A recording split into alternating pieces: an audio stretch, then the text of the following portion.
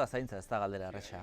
Nik uste dut eztabaida asko dagoela, baina nagusiki, eta nik heldu diot gaurko hitzaldian, Victoria Camps filosofoak Tiempo de Cuidar liburuan idatzitakoari, o Tiempo de Cuidados, eta berak esaten du azkenean zaintza dela elkarrekiko ibilbidean gure beharrak asetuta edukitzeko harreman mota bat eta harreman sare bat edukitzea, ez?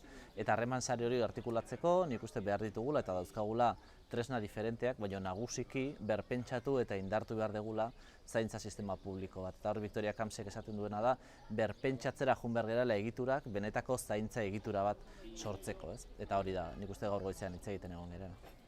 Bueno, Hego Euskal Herriari begiratuta nagusiki nik hor jarri dute fokoa, iparraldean ere egituratzea zailagoa dalako, ez? Uste dut gaur egun badaukagula gizarte zerbitzuen sistema bat, nagusiki erantzun beharko liokela zaintzaren beharrari, baina bere objektua ere zalantzatan dagoena, ez? Eta orduan nik uste dut sistema horrek eraldaketa bat eman beharko lukeela, benetako zaintza sistema bat izatera. Eta horretan sakondu beharko litzake unibertsalizazioan, sakondu beharko litzake zerbitzuak berpentsatzean, eta beste modu batetara egituratzean, benetan gaur egun ematen diren logika publiko, pribatu eta feminizatu horiei ere aurre egiteko. Bueno, gizarte zerbitzuen sistema gaztea da, azkena artikulatu den sistema dalako. Ongizate estatuari begiratzen badiogu, ez? Hezkuntza sistemak badauka rekorrido bat eta badauka aintzintasun bat, ez? Beharra lehenago definitu zalako, osasun sistemak ere bai, gizarte segurantzak inkluso, ez? Egituratu zen mende erdikaldean, 20. mende erdikaldean, gizarte zerbitzuak aldiz beranduagokoak dira, eta konfiguratu dira edo eraiki dira negatiboan, ez? Gainontzeko sistemek aurre egiten ez zieten beharrei erantzuteko. Orduan, gaztea da, nagusiki azkena artikulatu dalako, eskubide ere azkena deklaratu dalako, eta oraindik ere badaudelako pausoak emateko bere horretan, ez?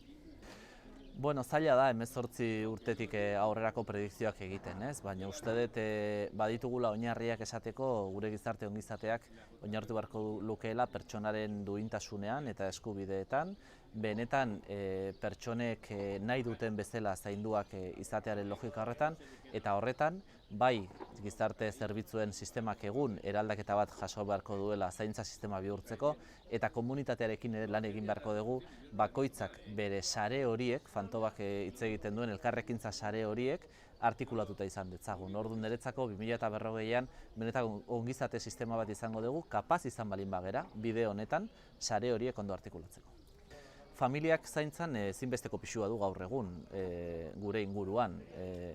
Familia eraldatzen ari da nenean eta beste sistema batzuk pentsatzen ditugu nenean, nik ez dut esaten familia albo batera utzi behar danik. Baina sortu behar ditugula mekanismoak ere familiak beste modu batetara zaindu dezaten. Eta agian hori aukera bat izan dadin eta ez behar bat askotan gaur egun dan bezala. Ezta horregatik batzutan pentsatu behar dugu familiaren logikak aldatu behar ditugula, desfamiliarizazio prozesuetan hasi behar gerala, nagusiki zaintza ere zabaldu egin behar dalako eta horretarako ere tresna jarri behar direlako. Ikusi beharko genuke, sistema feminizatu batetatik, sistema parekide batetara, edo denok ardura hartu beharko genuken sistema batetarako bide hori, ez?